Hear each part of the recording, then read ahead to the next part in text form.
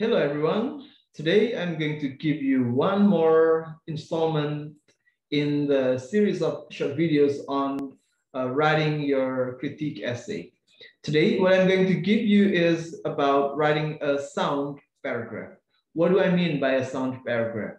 A sound paragraph is a paragraph that is complete, that is whole, that has all the parts that a paragraph needs to have. And what is it? Before going there, we will need to discuss a little bit on what is actually a paragraph. I believe you have taken essay writing class and you know pretty much what a paragraph is, but now I'm just going to give you some kind of emphasis, okay? And as you can see, we are in my new room now, which is on the second floor. All right, now let me share with you my screen. Right, this is about writing a sound paragraph. Before knowing what a sound paragraph is, it's very important for us to know what is actually a paragraph, okay? Now, what is it? A paragraph is a passage in a text, and the text can be fiction or non-fiction, usually consisting of more than one sentence. I'm saying here usually here, okay? Not, it doesn't have to be like that. There are moments when your paragraph is probably only one sentence or even one word. You can find a paragraph like that in fiction. But today here, we're talking about paragraph in an essay, in a critique essay, in a work of nonfiction. So it's most of the time consisting of more than one paragraph and presenting one unit of thought. It has to present only one unit of thought. What is a unit of thought? Unit of thought is something that you offer that is focused on one specific thing. It can be about a summary, okay? It can be about one support of your argument. It can be about conclusion. It can be about opening only. The main thing is that it offers one unit of thought. And how do you do that? That's what we are going to do now. So a paragraph, it needs to consist of one sentence and it needs to consist of only one unit of thought. It can be a lot of words. So what does it contain? First of all, it needs to contain the topic sentence or the main part of a sentence. In Indonesian, we call it kalimat utama. That's one important thing. And then you have the supporting sentences. That's all. Only two things, okay? Topic sentence and supporting sentences. Topic sentence needs to be, well, one word, okay? A topic sentence. Sorry, one sentence. And supporting sentences can consist of from one sentence to, well, 3, 4, or 5, as long as it's not too long and as long as they are still supporting one unit of thought. The topic sentence needs to be able to cover everything. Topic sentence is what you propose in one paragraph. The rest will only need to support that one sentence. All right, now let us see more detailed, okay? What do the topic sentences contain? First of all, you have given your topic sentence. Now we're talking about the supporting sentences. It needs to contain, first of all, you need to explain again the topic sentence in an easier sentence, in different words, basically to make what you state in the first sentence lighter, easier to understand. And then after that, you need to provide an evidence for this. The evidence needs to be able to support that topic sentence. And evidence can be a quote, it can be a paragraph, sorry, a paraphrase, or it can also be, well, a summary. Or if it is not about a book, you can talk about experience and so on. Basically, you need to have one evidence to support your topic sentence. And then after that, after quoting, after paraphrasing, or after summarizing, you still need to do one more thing, which is you need to explain the relation between the evidence and this topic sentence. I'm sorry, I write this opinion, but the topic sentence. So what you just gave, which is a quote, needs to be explained. You cannot just put the quote and hoping people will understand. No, you need to support it. If you remember in our class inferential reading, we talked about how to make a good argument, and a good argument needs to consist of, you have a claim, you have a warrant, and sorry, you have a claim, you have evidence, and you have a warrant. The claim here is equal to the topic sentence.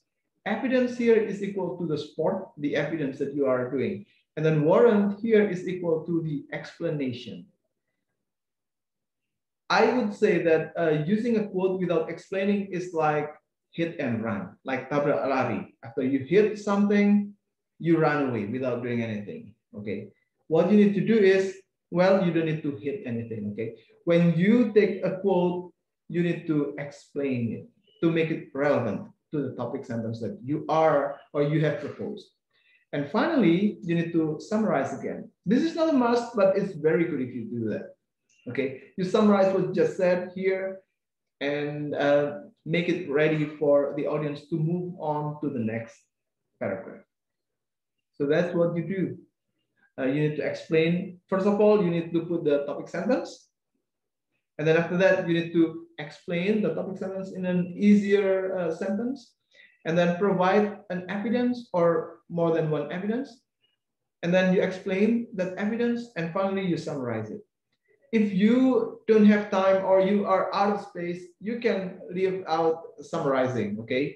As long as your explanation is already clear. Right. Now, that is a sound paragraph. Now, what is a sound paragraph like? First of all, it has a topic sentence, okay? And then it has all the four stuff. Yeah, that's what we are talking about when we talk about a sound paragraph. All right, if you have any question, feel free to leave a message here, leave a reply here, a comment, or you can contact me as usual, okay? I'm usually open to answering questions.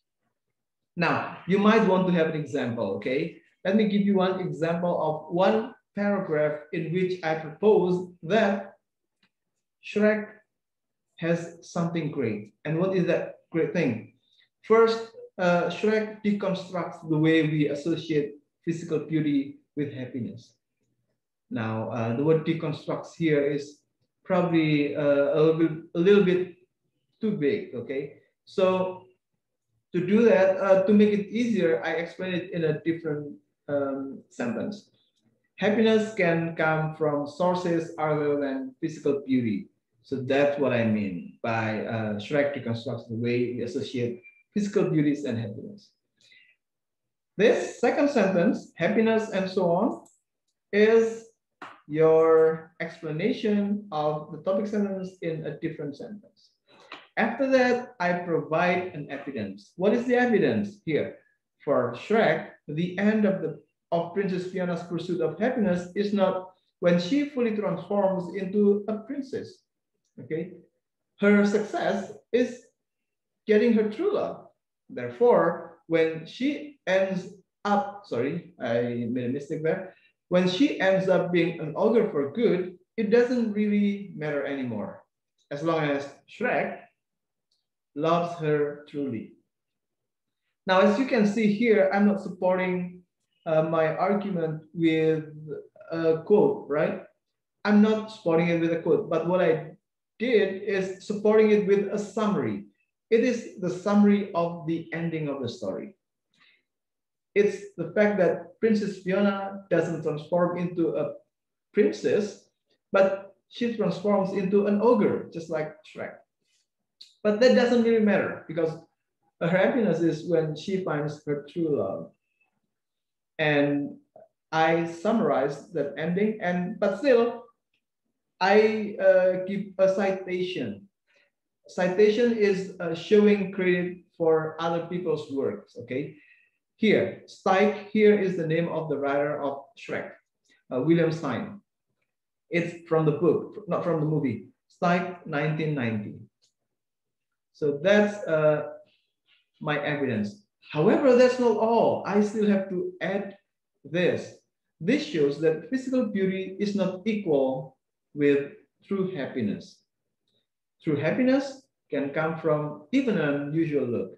The last sentence is probably an explanation, an additional explanation for the evidence, but it can also be a summary. So this is one short but sound paragraph. That's what I want you guys to do, okay? When you make a paragraph, start with a topic sentence and then support the topic sentence with supporting sentences, which consists of first, explanation of the topic sentence in a different word, and then you have the support of the evidence, and then explanation of the evidence, and finally you can give a summary. And don't forget to give credit to people you quote or you get thoughts from.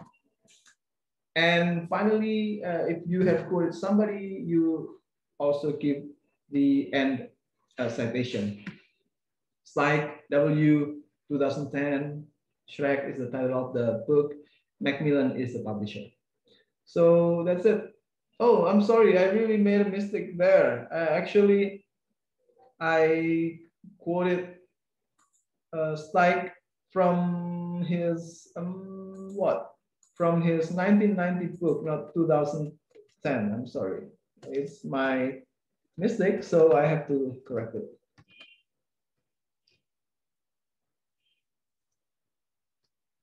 There you go.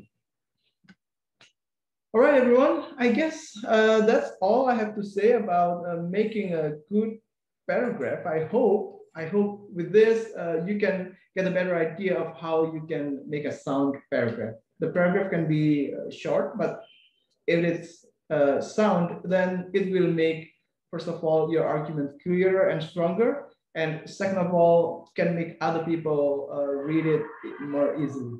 All right. Thank you very much. Bye.